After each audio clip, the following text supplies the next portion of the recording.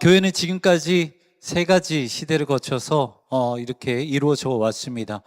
첫 번째는 오실 예수님을 기다리는 구약의 시대를 거쳤고요. 그리고 두 번째는 신약에서 예수님과 함께 했던 그 시대를 함께 거쳤고, 그리고 마지막 세 번째는 예수님이 승천하시고 나서 성령의 세대를 보내면서 이렇게 교회는 만들어져 왔죠. 자, 그렇다면 지금 우리는 어느 시대를 살아가고 있을까요? 어느 시대일까요? 네, 성령의 시대를 살아가고 있습니다. 그래서 성령님을 통해 은혜가 임하게 되고요. 성령님을 통해 교회가 세워지죠. 그래서 우리는 성령의 이야기가 이 성경에만 나오고 신약에만 나오는 이야기가 아니라 지금 우리가 살아가고 있는 이 현실 가운데, 그리고 우리가 예배하고 있는 이곳 가운데도 동일하게 성령의 역사가 일어나게 된다라는 것입니다. 사랑하는 성도 여러분, 어디가 되었든 성령의 역사는요, 이 간절한 마음이 있는 곳에 임하게 되어 있는 것 같아요. 주님의 이름으로 모인 곳에 성령이 임하고요, 정말 변하고자 하는 마음, 회개하고자 하는 마음, 겸손한 마음이 있는 곳에 성령이 임하게 되고, 그리고 또 진짜 중요한 것은 어려운 시간을 기도로 잘 버티는 그곳에 반드시 성령이 임하게 되어 있다는 것입니다. 분당우리교회 이찬수 목사님께서 이 설교 중에 터널이라는 이야기를 가지고 좀 비유로 말씀하신 것이 있는데, 우리가 목적지를 향해서 달려날 때 이 터널을 지나게 되면 어둡고 길이 다 막혀 있어서 답답하죠. 그래서 탁 트인 밖을 보면서 가는 게 더 편한데 왜 굳이 터널로 들어가야 하느냐라는 생각을 할 수도 있습니다. 그런데 여러분, 터널을 만든 이유가 뭐예요? 그렇죠? 빨리 가기 위해서, 다른 길로 빠지지 않고 빨리 가기 위해서 터널을 만들어 놨습니다. 여러분, 우리도 마찬가지라는 거예요. 우리 인생에서 여러분들 힘들고 고난 좋아하는 사람이 있습니까? 없어요. 모두 다 평탄한 길을 걸어가길 원해요. 하지만 우리가 그것을 원한다고 우리의 인생이 그렇게 바뀌나요? 그렇게 바뀌지 않죠. 힘들고 어렵고 광야 같은 인생을 살아갈 때가 있습니다. 그런데 참 얄미운 것이, 주님은 그때마다 우리의 인생 가운데 무엇을 심어두시냐면 터널을 두세요. 힘들고 어려운데, 그냥 걸어가는 것도 버거운데 우리 주님은 그 인생 가운데 터널을 만들어 놓으신다는 것입니다. 그래서 더욱더 어둡고 답답한 그 터널을 지나가게 만드셔요. 그런데 왜 주님은 이렇게 하실까? 여러분, 왜 주님은 힘들고 어려울 때 터널을 만들어 놓으신다고 생각하십니까?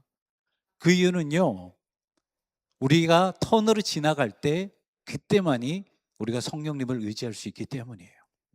우리가 성령님을 의지할 때 다른 길로 빠지지 않을 수 있고요, 우리가 성령님을 의지할 때 그때만 진짜 비로소 우리가 원하고자 하는 그 목적지를 향해 최대한 빨리 달려나갈 수 있다는 거죠. 우리가 겪고 있는 그 문제를 최대한 빠르게 해결할 수 있는 그 방법이 바로 터널을 지나가는 것, 성령을 의지하는 방법밖에 없기 때문이라는 것입니다. 바라는 것은 우리 교회도 성령님과 함께하는 교회가 되기를 간절히 소망합니다. 간절한 마음으로 함께 모이고요, 비록 터널을 들어갈지라도 더욱더 성령님을 의지하면서 성령의 역사를 날마다 경험하는 우리 교회가 되기를 주님의 이름으로 축원합니다. 아멘. 우리가 수요예배 때 계속 이 사도행전 말씀을 살펴보고 있는데요, 여러분, 오늘이 벌써 사도행전 4장 말씀입니다. 정말 빨리 지나가는 것 같죠? 그런데 더 좋은 건 뭔지 아세요? 앞으로 그 뒤에 사도행전 24장이 남았다는 거예요. 엄청 좋은 시간만 잔뜩 남아 있습니다. 여러분, 이 사도행전의 별명이 있는데 뭔지 아세요? 성령행전이라는 것입니다. 제자들의 발걸음이 닿는 곳마다, 교회가 세워지는 곳마다 성령의 크신 역사가 막 일어나서 사도행전의 또 다른 별명이 성령행전이라는 것이죠. 그런 의미에서 우리가 지금까지 살펴봤던 사도행전 1장부터 3장까지를 성령의 관점에서 한번 살펴보면요, 사도행전 1장에서는 예수님이 승천하시기 전에 제자들에게 한 가지 숙제를 주십니다. 그게 뭐냐면 사도행전 1장 8절의 말씀이에요. 우리 같이 한번 읽어볼까요? 1장 8절 말씀입니다. 오직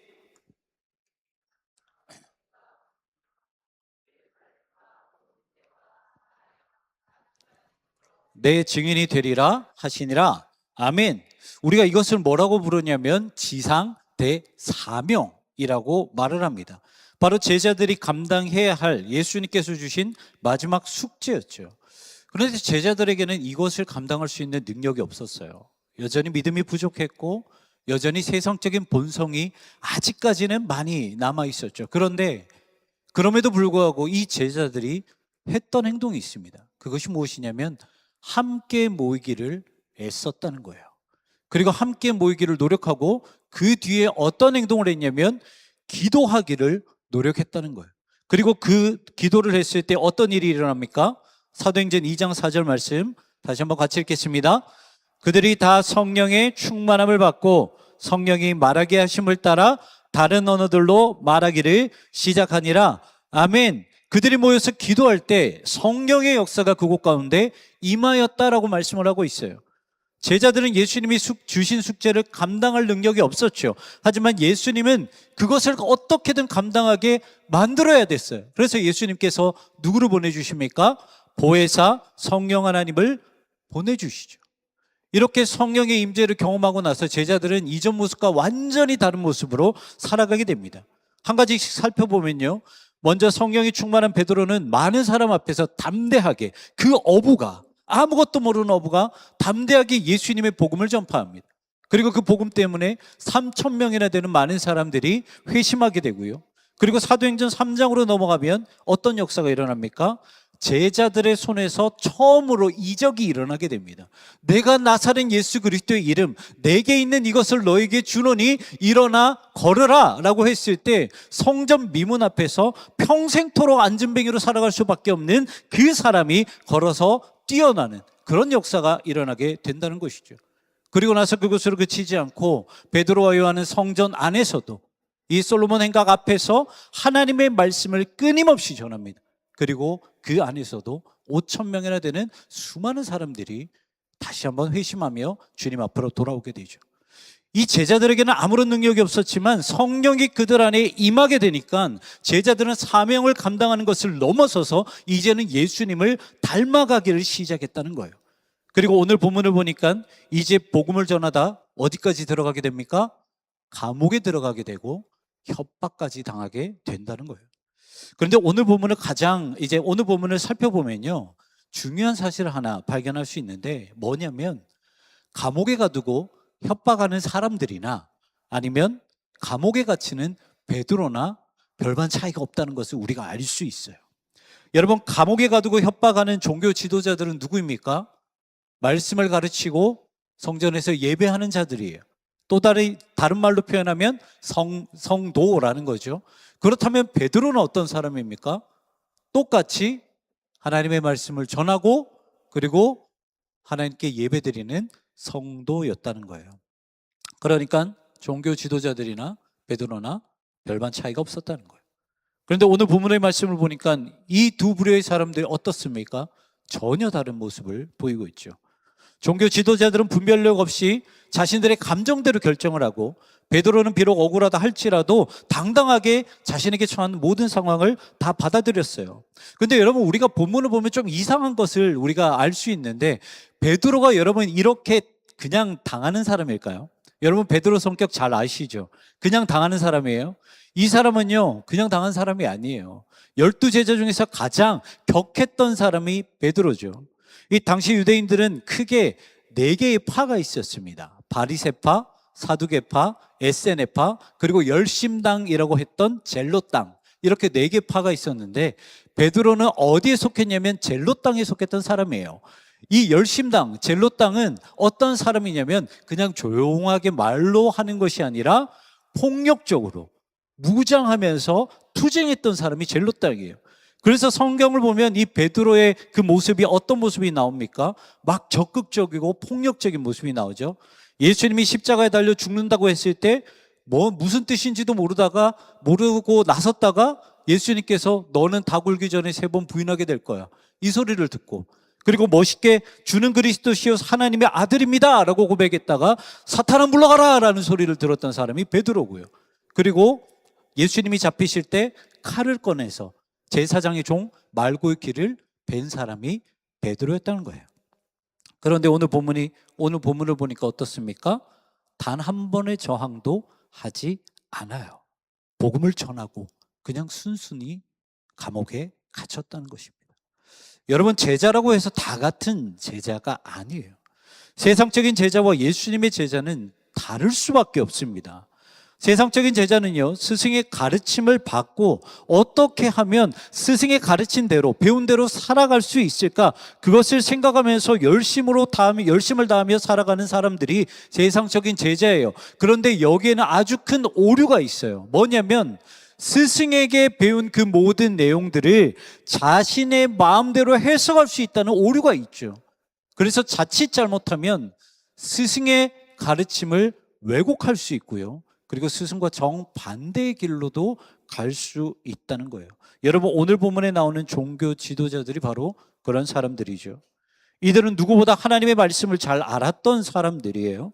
그리고 성전에서 하나님의 사역을 맡았던 사람들이에요. 하지만 그들은 어떤 사람들이었습니까?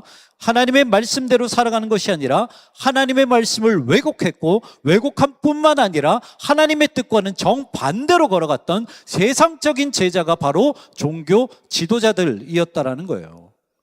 그렇다면 예수님의 제자들은 어떤 사람들을 말하는 것일까? 여러분, 예수님의 제자는요, 무언가를 하려고 하는 사람이 아니에요. 자신의 생각과 자신의 의지를 꺾는 사람을 말합니다. 내 생각으로 어떻게 하면 예수님을 닮아갈 수 있을까? 이것을 생각하는 것이 아니고요. 어떻게 하면 내 생각을 꺾고 어떻게 하면 내 의지를 꺾을 수 있을까? 이것을 생각하는 사람들이 바로 예수님의 제자라는 거예요. 그런데 여러분들, 이게 쉬울까요? 내가 어떻게 하면 예수님의 뜻을 따라갈 수 있을까? 여러분, 이게 쉬울까요? 내 의지를 어떻게 하면, 내 본성을 어떻게 하면 꺾을 수 있을까? 이게 쉬울까요? 결코 쉽지 않아요. 우리는 연약하거든요. 우리는 죄인이거든요. 어렵습니다.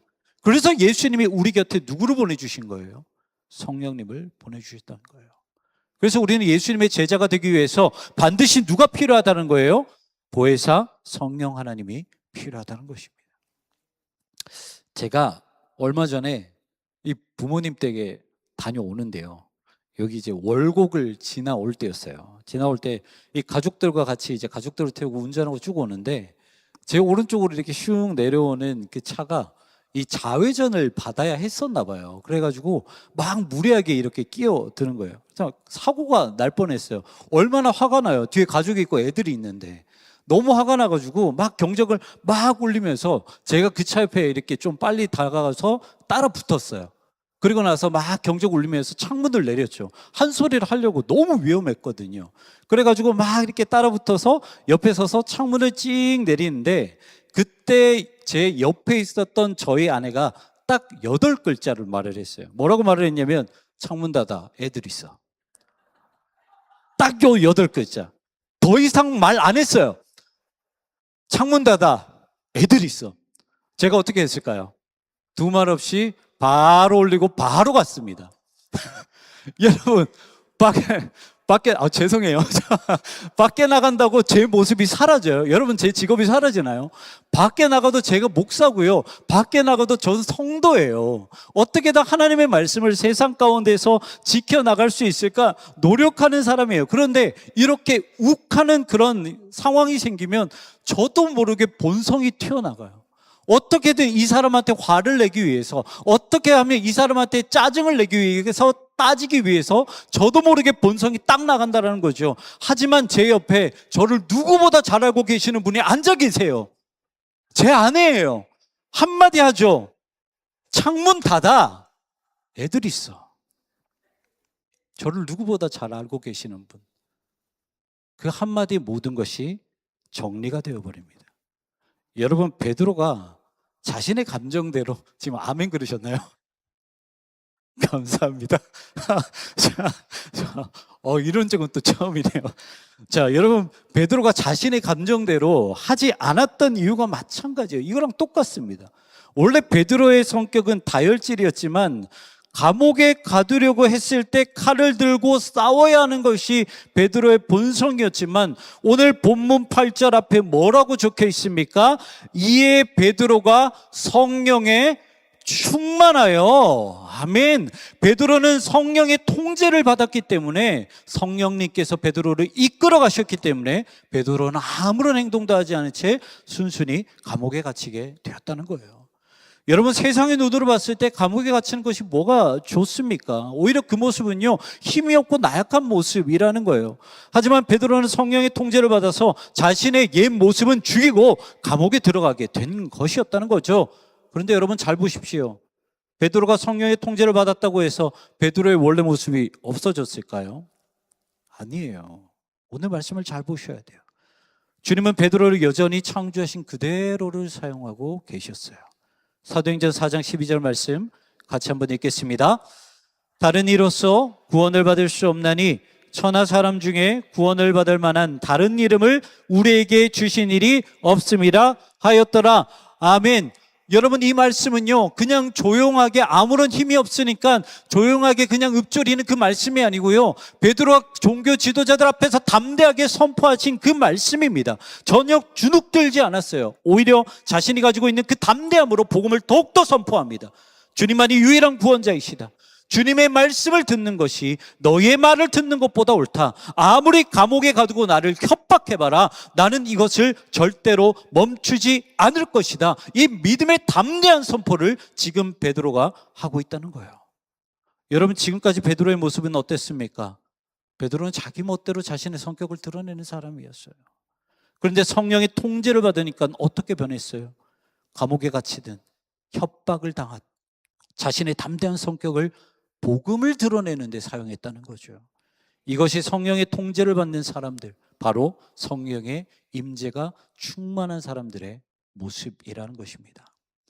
여러분, 성령과 이 죄가 다른 것이 뭔 줄 아세요? 뭐 여러 가지가 있겠지만 아주 큰 차이점이 있는데, 성령은 깨닫게 하는 영이고요, 그리고 죄는 영을 둔감하게 만들어요. 죄는요, 절대로 우리에게 강압적으로 다가오지 않습니다. 여러분, 아담과 하와가 이 뱀에게 이 유혹을 당할 때 강압적으로 왔나요? 아니에요. 유혹을 했을 뿐이에요. 선택은 아담과 하와가 했습니다. 마찬가지예요. 죄 역시 우리에게도 선택하게끔 만듭니다. 그래서 성령의 간섭을 받는 대신 죄를 선택하게 만들어요. 그리고 그것을 죄라고 깨달았을 때 무슨 마음이 드나요? 죄책감이 들게 되죠.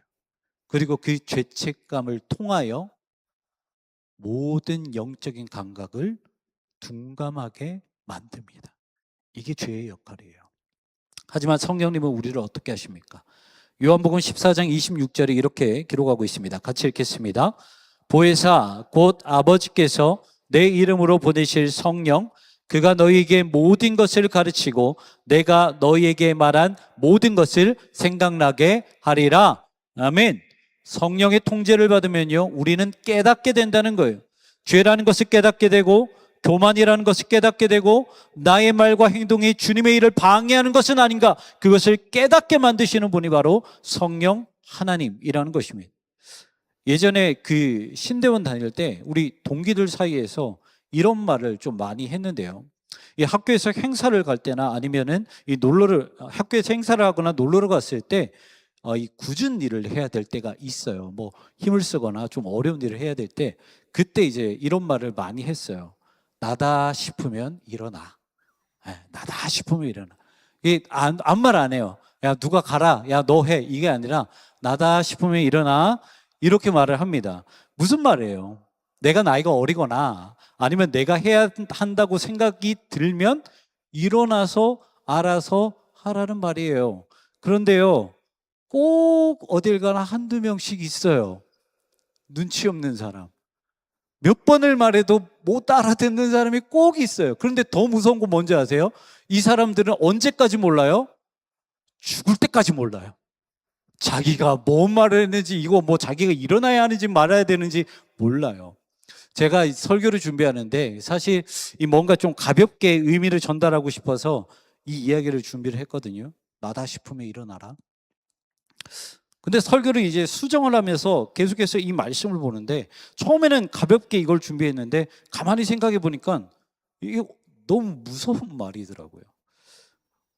내가 깨닫지 못하면 어떡하지? 내가 성령의 통제를 거부해서 무엇이 죄인지, 무엇이 교만인지, 무엇이 주님의 일을 방해하는지, 무엇이 상처를 주고 무엇이 아프게 했는지, 이 나다 싶으면 일어나라, 나다 싶으면 깨달아라, 나다 싶으면 바로 회개해라라고 성령님께서 그렇게 말씀하시는데 내가 그것을 모르면 어떡하지? 처음에는 가볍게 준비했다가 나중에는 이 무겁게 저에게 돌아오더라고요. 사랑하는 성도 여러분, 우리는 싫든 좋든 성령의 통제를 받기를 기도해야 합니다. 성령의 통제를 받아야 교만이 겸손이 되고요. 성령의 통제를 받아야 우리가 모두 하나가 될 수 있고요. 성령의 통제를 받아야 주님의 일이 순적하게 이루어질 수 있고요. 성령의 통제를 받아야 그 안에 성령의 역사, 부흥의 역사가 이루어진다는 것입니다. 베드로는 성령의 간섭을 받았다고 해서 갑자기 다른 사람이 된 것이 아니에요. 베드로가 성령의 간섭을 받고 나서 달라진 것은 베드로의 거친 성격이 복음을 위한 담대한 성격으로 바뀌었고 주님의 일을 위해 쓰임받는 모습으로 바뀌었다는 것입니다. 바라는 것은 우리 모두가 성령의 통제를 받고 성령 때문에 깨닫게 되고 성령 때문에 회개하고 성령 때문에 사랑하고 성령 때문에 부흥하는 우리 교회가 되었으면 좋겠습니다.